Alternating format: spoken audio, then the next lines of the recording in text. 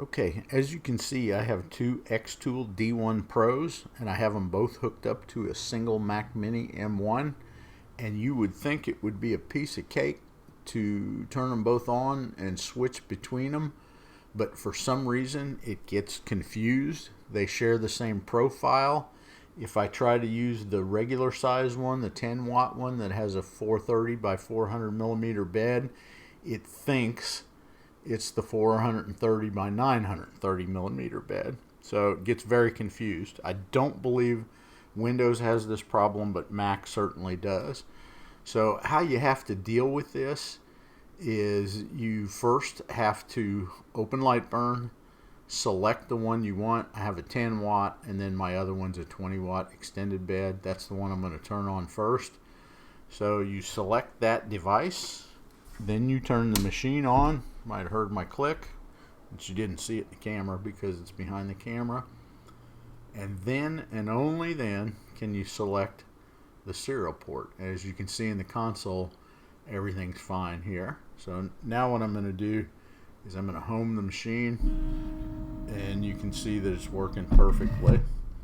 So now I'm going to open a second machine, and in order to do this in the same instance of Lightburn, you would have to turn the machine off that you have selected and start that whole process again. Select the device, turn the machine on, select the serial port. But what we want to do is we want to operate both of them at the same time.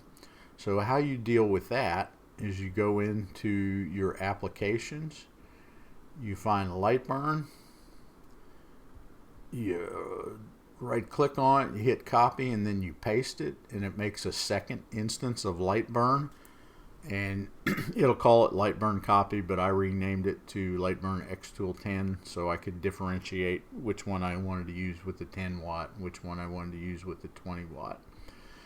And this is my Lightburn instance down here on the toolbar, and I put the 10 way over here so I wouldn't get them too confused. So I'm going to go ahead and turn the 10 on right now, and as you can see, usually it takes just a second for the Mac version of Lightburn to spool up. You get the beach ball spinning for a second or two sometimes. So now what I've done is I've selected the device. I can now turn the machine on, and I want to set the other serial port, and as you can see it's okay. I'm going to hit the home button.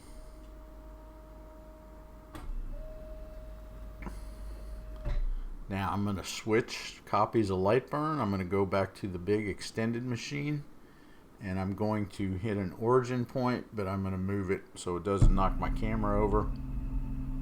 And as you can see, I have full control of that machine.